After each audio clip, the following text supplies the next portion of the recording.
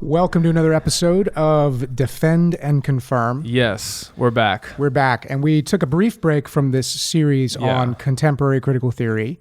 We had a guest in town, Mike McKinley. And now we're jumping right back into it. Right back into the critique? Yeah, so we did a couple episodes building up, getting background and history and explaining terms. Now we're critiquing the major tenets. The 4 tenets. Of critical theory. Yeah. Which are? Well, we've already critiqued the epistemology of critical theory because it's a worldview, so they have to ask the question, well, how do you know that? Right. We critique that. Then we critique the hegemony. Honey, can you trim the hegemony? I never got a chance to get that one in, which is basically the power structure, right? Right. It's everything that allows this group of people, all the oppressors, to be in control, and we just said, it's not really a biblical way to think about things, right? And today we are going to critique the social binary. We are. And define that for us. Yeah. So in its most simple terms, the social binary is, in this worldview, you look at every interaction through the lens of oppressed and oppressor. Every person fits into the category of oppressed and oppressor. That's right. It's a way of explaining how society functions. That's right. And contemporary critical theory doesn't just suggest that this is sometimes how we should view society. Yeah, because we would say that. We would say that Scripture's clear, our own experience tells us that there are oppressors in the world and that there are oppressed in the world. That's right. What critical theory says is that every interaction has to be viewed through this lens. Yes. Yeah. So let's start by unpacking the history of this concept. Do it. We're gonna make this brief. If you don't like history, don't watch you falling asleep here. Yeah. But it's important to know where it comes from. Yeah, that's right. So sociologists in the classical study of society would often talk about society sort of like an organism. Okay. They would view it as this creature, this thing that was composed of a bunch of different parts. And those parts would be different members and classes and segments of society. Yeah.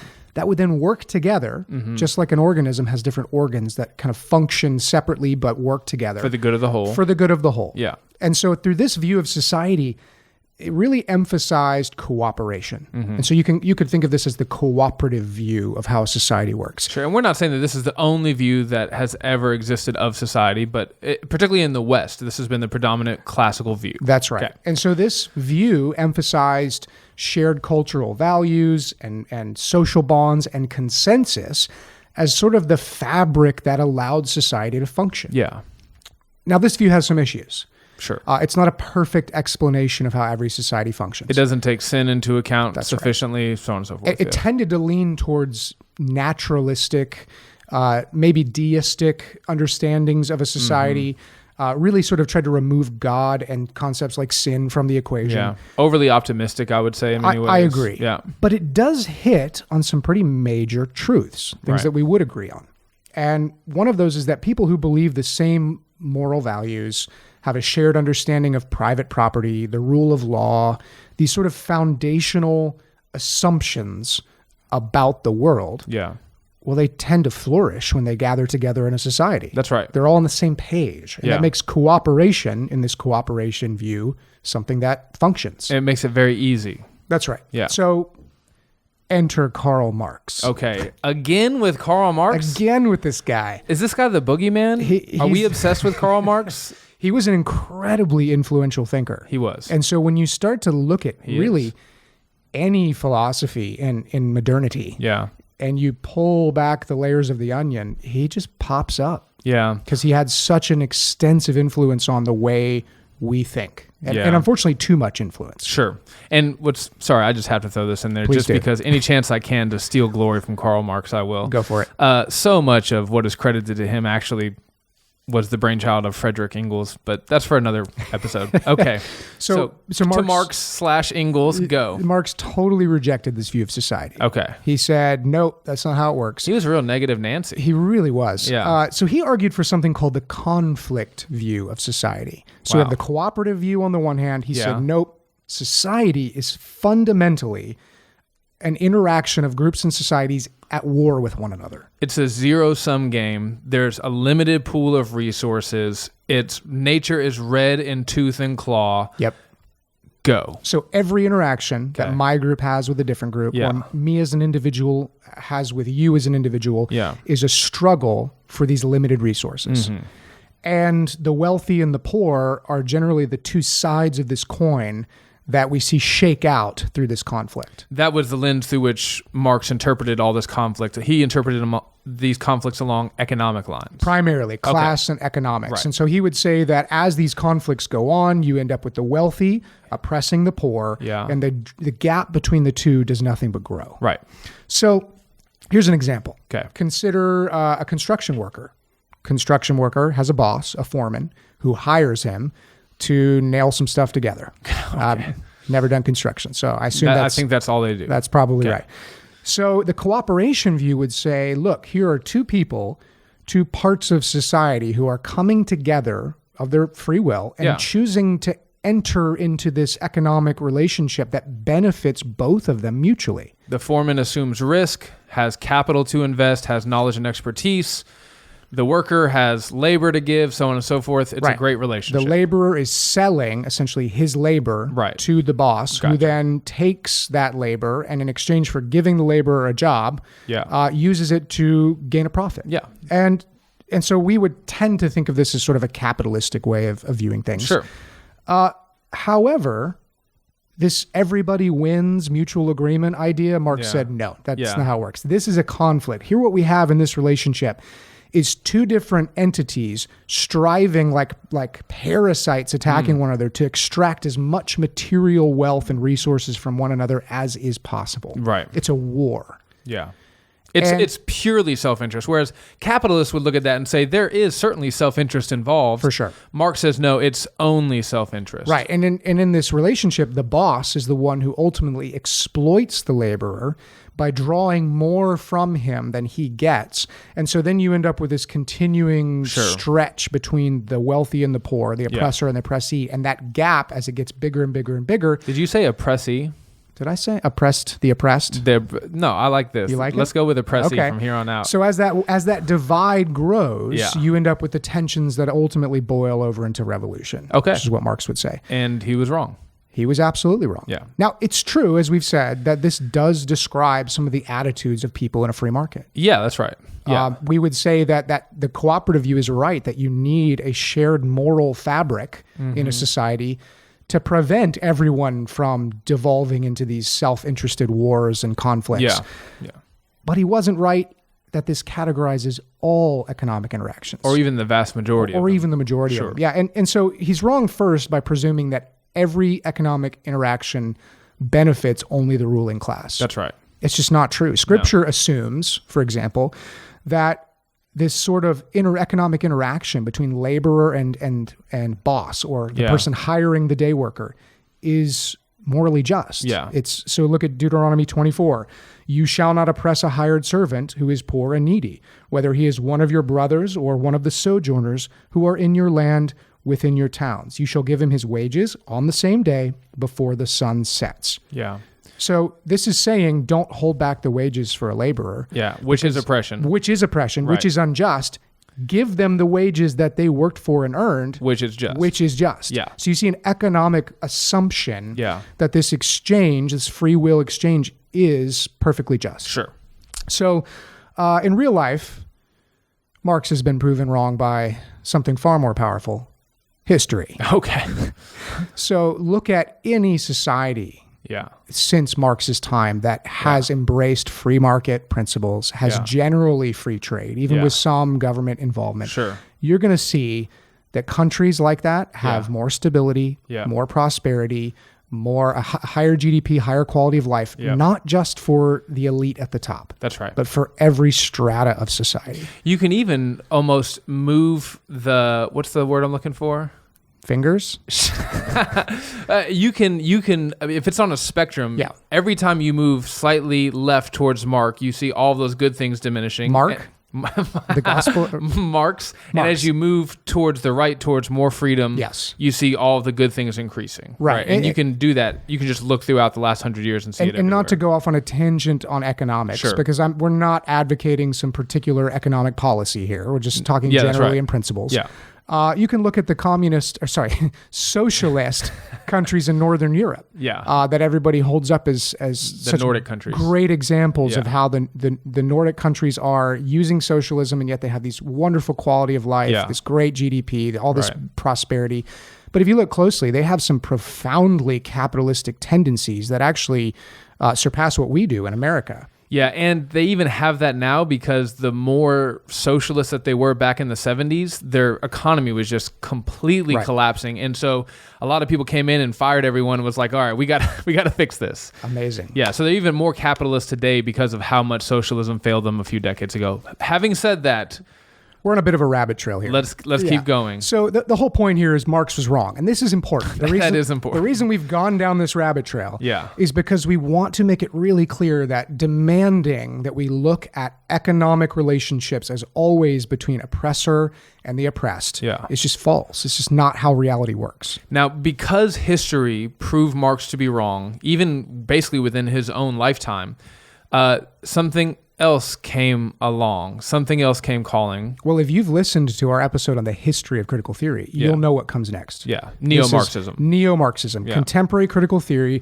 through Gramsci, through Horkheimer and Adorno. These are all guys who looked at what Marx had said, recognized that none of it was happening the way it was supposed to, and said, hey, we got to tweak things. Yeah. And so this is where they sort of flipped Marx on his head and said, let's focus less on the means of production and on material resources. Let's focus on culture and ideology and power structures. That's right. And this is exactly where you get contemporary critical theory's fixation on the same sort of social binary. Yes. So good example here. To give you a quote from a contemporary critical theorist, D'Angelo, author of White Fragility, says, all major social group categories, such as gender, are organized into binary either-or identities. For example, men, women. These identities depend upon their dynamic relationship with one another, wherein each identity is defined by its opposite. Not only are these groups constructed as opposites, but they are also ranked into a hierarchy. Now, it seems like there she's attacking the binary. Yes, and insisting that that's how we look at it in society. Okay. So she's saying that this binary exists because the elite, those in power, are creating it. Okay. But she insists that it's there and that is the only right way to look at society. Okay.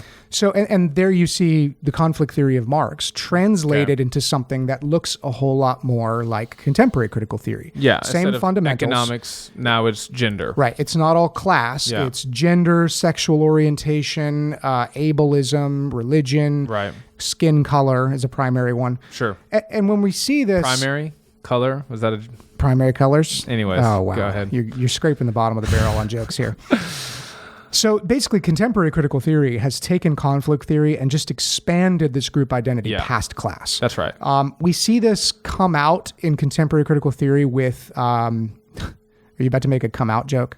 No. Okay, that was just me and that was just you. Okay. We see it in identity politics. Yeah. So we're not really getting into the fruits of this stuff quite yet. We're not going to heavily critique identity politics. But it's important to understand that identity politics is the primary manifestation of this social binary tenet in today's discourse. That's right. And we're going to talk about that more when we critique critical theory by looking at the bad fruit that it produces. That's right. Okay. So, in other words, contemporary critical theorists have kept Marx's view that society can only be understood as a constant conflict between the oppressed and the oppressors. But following critical theory and the way it flipped Marxism and became neo-Marxism, it's less about material goods and resources, and it's more about the hegemony. So Marx's idea that society was like a game of hungry, hungry hippos. Yeah. And there's only so many... Did you play that as a kid? Yeah, of course. Okay. There's only so many little white balls, and whoever gets the most wins. Yeah. Well, it turns out that's not how it works. Okay. So this was more about oppression being experienced simply by living in a culture where your identity, your group, is not the majority or is not normative. Yeah. So whether that means you're a homosexual and you live in a culture where it's predominantly heterosexual, or your skin color is dark and you live in a culture that's primarily lighter skin color, you are oppressed. It's the normative way of viewing reality. Yeah. So what's wrong with this?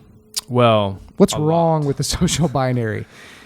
Yeah, we've talked a little bit about this. So like Marx, it's simply false to insist that all relationships in a society have to be understood through this lens. Okay.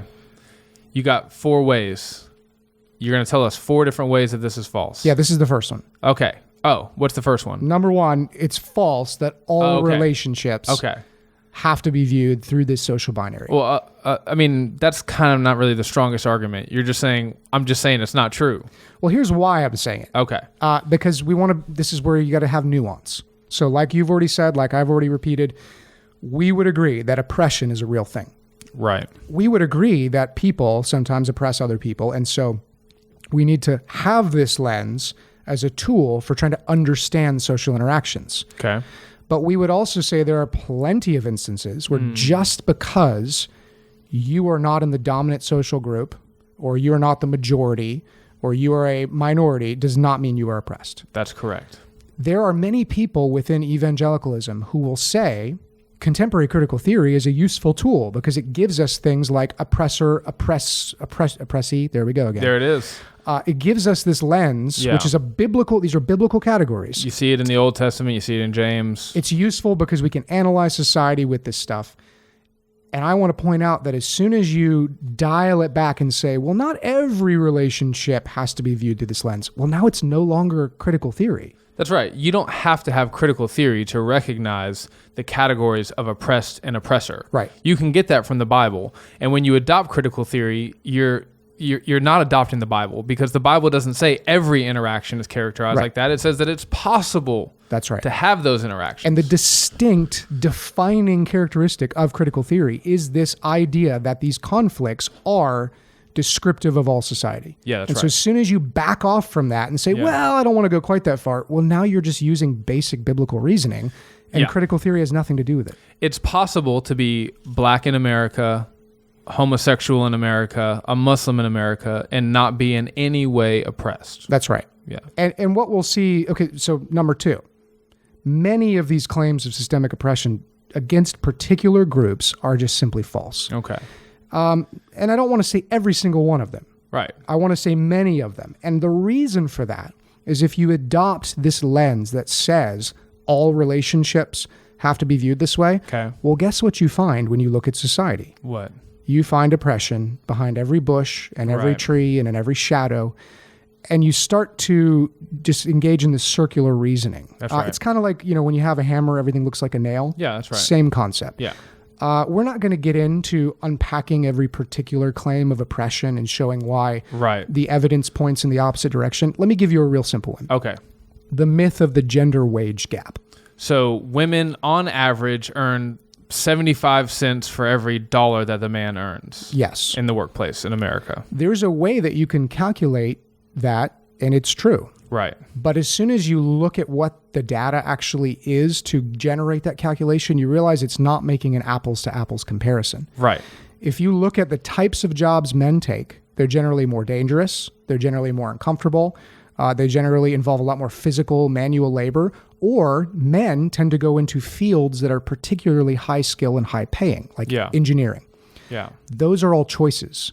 Women generally choose not to do those things. Right. And so when you look at the type of work specifically, when men and women do the same type of work, they get paid the same. That's right. And there's other factors, women taking more time off for maternity leave, that's right. Or even choosing to exit the workforce. There's a bunch of different factors there, but basically the gender wage gap it's a myth. It's a myth. And the reason that myth is so pervasive is because those who hold to it, particularly feminists who are influenced by contemporary critical theory, deny that men and women are fundamentally different and might, based on those differences, choose different types of work. That's right. That men would tend to go into STEM fields, women would tend to go into more caregiving fields. Exactly. Yeah. So just a simple example of the kind of thing that we're saying, this is just fundamentally false. That every type of interaction, every person with any type of social group that is a minority is experiencing oppression.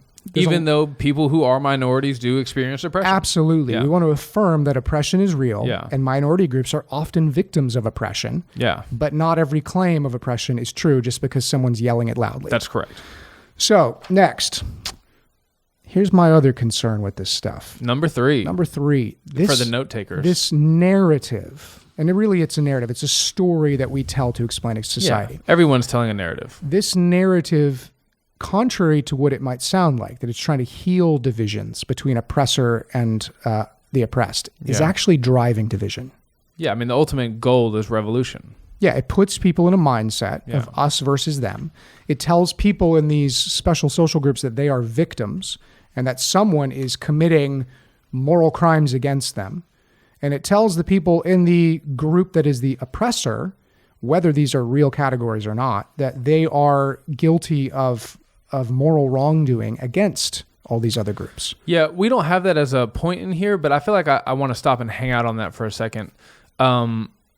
It is a sin to tell someone that they are guilty of oppression if they are not guilty of oppression. It's bearing false witness. Bearing false witness. And when you read some really cool places, like in the book of Leviticus, for example, if you try to bring a charge that is punishable by capital punishment in the Old Testament against someone and you bear false witness against them in order to do that, the Bible actually says, well, then we're going to stone you. Whatever the punishment was, you get that. Yeah, if you try to get this guy stoned and we see that you're lying, we're going to stone you, right? So the Lord takes it, and when the Lord says that, by the way, he says, and so you will purge this evil from among you. Right. So the Lord is very serious about not bringing false charges against people. And you see that all throughout Scripture. That's why you have to have 2 or 3 witnesses and church discipline. It can't just be, some elders alone in a back room somewhere. The whole church has to testify that this person is unrepentant.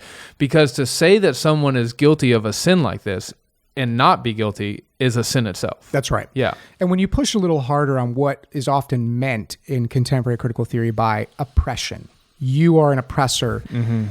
The way they define that is so slippery because it's not something you're consciously doing.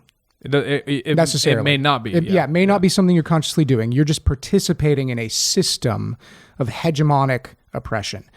And that's fundamentally not what the word oppression means, which we'll get to in a minute. Yeah, that's right. And it's not oppression to participate in a system of social norms and values that are just happen to be dominant within a society. Sure, correct. Which brings me to my next point. Here we go, point 4. Some of what's called oppression is actually a good thing. Okay. Wait, is this point 4? I think it doesn't matter. I think we're on 4. Okay, 4. We can't count. No. So numbers are a tool of the patriarchy. Sorry, go ahead. You cis hetero patriarchal Christian and your numbers. Come on. All right, here we go. So some of what's called oppression is actually a good thing. Yeah. So for example, I want to put abortion doctors in jail. Yeah. I think that should be illegal. I think abortion should be illegal too. Yeah, that's right. I want to tell women you're not allowed to kill your unborn children. Yeah. Critical theory, particularly critical feminism, would say that's immoral, that's oppression. Right. And I would say, okay, you can't oppress evil. Right. When you oppress evil, that's not oppression. That is good. That's a good thing. Yeah. Similarly, you may say that attitudes within a culture about homosexuality being immoral are a form of oppression. Yeah. And I would say, once again, oppressing evil isn't oppression. Yeah. Homosexuality is immoral.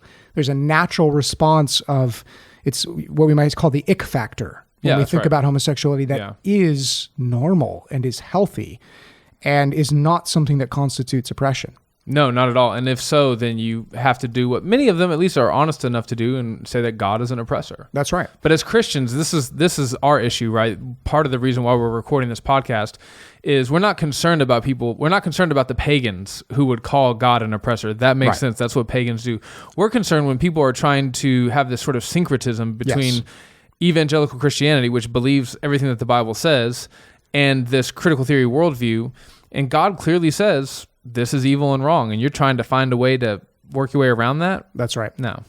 All right, last point here, number 5. So this is interesting. Okay. Might have to think carefully about this one. So this social binary, we could say, manifests itself as identity politics in contemporary critical theory. It's actually asking us to think like chauvinistic white supremacists. Okay, do elaborate. Okay, so let's use the white supremacist for example. Okay. White supremacists would say things like racial identity is fundamental to your personal identity. That's right. They would say things like everything has to be looked at through the lens of race. So if I'm an a white supremacist, my Aryan identity, everything about me is processed through that lens. Okay. Yes. It overflows into every aspect of your life. That's right. They would say things like using logic and reason are inherently white.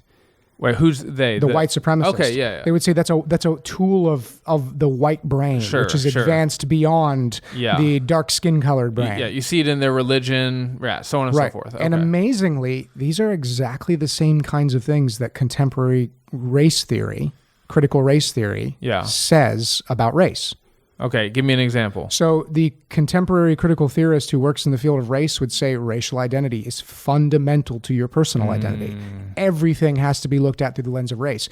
Logic and reason as tools for discerning truth are just tools of the cis, hetero, patriarchal Christian white man. Right. Which is what the white supremacist has been claiming all along. He just means something much more disparaging by that. Yeah.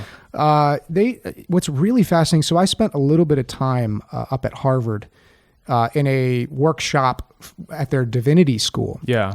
And it was the first time, this was a few years ago, it was the first time that I actually saw intentional segregation along racial lines propped up as a virtue. Right. So there was a particular breakout in this workshop at Harvard Divinity School that was for people of color only, so that they could have a safe space to discuss issues that were related to people of color only, and whites were not allowed. Yeah. I think the Gospel Coalition had something similar to that at one of their women's conferences. Yes. This is called segregation. Yeah. This is exactly what white supremacy would like to see happen in all sorts of, I don't know, do they have conferences? Do white supremacists have how could they not? Yeah. Do they have breakout groups? Conference. Certainly. Yeah. So this segregation is the product of viewing race as fundamental to one's identity. Yeah. As so, it's interesting because at the same time, critical theory will argue, well, race is just a social construct. Yeah. And yet, rather than sort of recognizing that and breaking down these racial barriers because they're just things that we've sort of... Ignore it and let it go away. Yeah, let it go away. It's, we're going to cling to that and make it so fundamental to our identity that we're not even going to interact on certain subjects because we've given up the idea that we can communicate and that we can have a shared language and shared experience. Yeah. Which, once again, was what white supremacists have been saying since there's been white supremacists. G.K. Beale, he has that excellent book on idolatry where he basically, for like 9,000 pages, expands on this idea of we become what we worship. And I think that's what you see here, right? If you worship at the altar of identity politics, then you will become what you have begun to worship. That's right. And in Ephesians, we see that God has broken down the walls of hostility between Jew and Gentile, and that principle applies by way of implication to every sort of identity and social group that you could be aligned with. Yeah. And that's really the beauty of the gospel, is that it gathers people together from every race and culture and gender and background around something that can unify us despite those differences. Yeah. But if we cling to those differences and make them central and refuse to unify because we want to hold up those divisions, that's just anti-gospel. Yeah. And we're not saying, for example, if you're a black man in America, that being black in America isn't a part of your identity. That's right. We're just saying the fruit of, for example, in critical race theory, that becomes the whole of your identity. Do you see a pattern here? No. Okay. All right then. Well, just every time we note something that's wrong with critical theory, we're saying this isn't, there's some shred of truth here that's almost right, but then they take it to this extreme that makes it utterly false. Yeah, which is the case with all false teaching, That's right? You're going to take something that has a grain of truth, and then you're going to air it out into something that is completely false. You'll run to some terrible extreme. Yeah, that's right. That's what we see over and over here. Yeah. So next episode, we're going to be critiquing, what's the last one? Social justice activism. That's right. This is the last of the common denominators between all this critical theory stuff. Yeah, that's right. Now, we have already done a series on social justice, so if you want, go back and watch that. We'll probably repost it this week so people can catch up. And that's where we kind of elaborate on what like a biblical understanding of justice is, and we did that in like 4 episodes. Yeah. So we're going to try to basically not do that again. That's right. We're just going to basically try to explain, okay, we think that there is a way in which you can talk about social justice that we think is good, right, true, and biblical, but there's a way in which you can use that language and we think is actually anti-gospel. That's right. And then once we're done with that, we'll get into critiquing the fruits of contemporary critical theory. Yes. All right. So signing off. This is Sean. This is Russell. This is Goose. You're supposed to say this is Maverick. I've never watched Top Gun. But yet you know. Signing off. Thanks, guys. Thanks for listening. Bye.